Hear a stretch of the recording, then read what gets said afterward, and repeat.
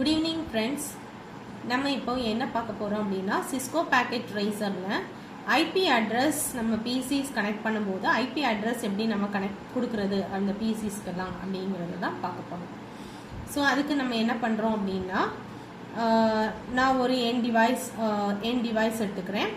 So இந்த end deviceல நான் PCs connect பண்ண போறேன். சோ PC எடுத்துக்கிறேன். ஒரு 3 PC எடுத்துக்கிறேன். சோ 1 2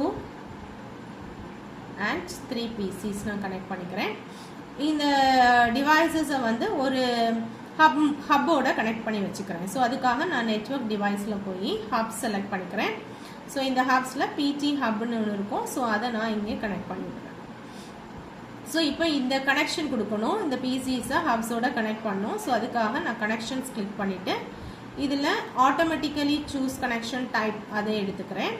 எடுத்துட்டு first PCF ஹப்போட கனெக்ட் பண்றேன். next second PCF ஹப்போட கனெக்ட் பண்றேன். அடுத்து third PC கனெக்ட் பண்ணிக்கிறேன்.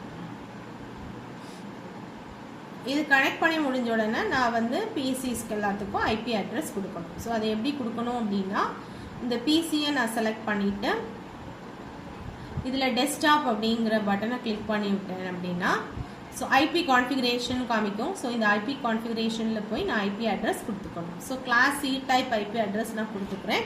சோ 192.68.23.1 அப்படிங்கற IP அட்ரஸ் நான் கொடுத்துக்கிறேன். So இந்த IP address நான் காப்பி பண்ணி வச்சுக்கலாம். So because அடுத்ததுக்கு எல்லாத்துக்கும் இந்த சேம் IP address தான் கொடுக்க போறோம். So நான் இத காப்பி பண்ணி வச்சுக்கிறேன். once நம்ம கொடுத்த உடனே அதுவே subnet mask address வந்து காமிக்கும். So இப்போ எனக்கு பிரச்சனை இல்ல. So இத நம்ம க்ளோஸ் பண்ணிக்கலாம். So அடுத்தது செகண்ட் PC நான் கிளிக் பண்ணிக்கிறேன். செகண்ட் PC ல நான் திரும்ப அதே ப்ரொசீஜர் ஃபாலோ பண்ணனும். So டெஸ்க்டாப்ல போய் IP configuration IP அட்ரஸ் நான் அதே IP அட்ரஸ் கொடுத்துக்கிறேன். சோ இதுல ஃபர்ஸ்ட் டிவைஸ்க்கு நான் 1 கொடுத்திருந்தேன். இப்போ செகண்ட் டிவைஸ்க்கு 2 மாத்திக்கிறேன். மாத்திட்டு நான் சப்நெட் மாஸ்க் நான் கிளிக் பண்ணேன் அப்படினா அது ஆட்டோமேட்டிக்கா அதோட சப்நெட் அட்ரஸ் என்னங்கறத காமிக்கும். சோ இப்போ நான் க்ளோஸ் பண்ணிக்கலாம். இப்போ third டிவைஸ்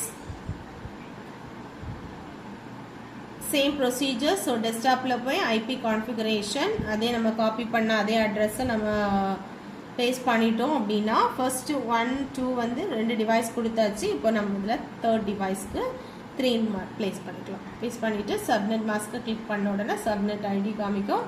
இப்போ நான் க்ளோஸ் பண்ணிக்கலாம். சோ க்ளோஸ் பண்ணிட்டேன் அப்படினா எல்லா டிவைஸும் அதோட அதுக்கு 3 டிவைஸ்க்குமே நம்ம IP அட்ரஸ் கான்ஃபிகர் பண்ணியாச்சு. சோ இதே மாதிரி எத்தனை டிவைஸ் நம்ம கனெக்ட் பண்ணாலும் அந்த டிவைஸும் நம்ம வந்து IP அட்ரஸ் கான்ஃபிகர் பண்ணிக்கலாம். Thank you friends.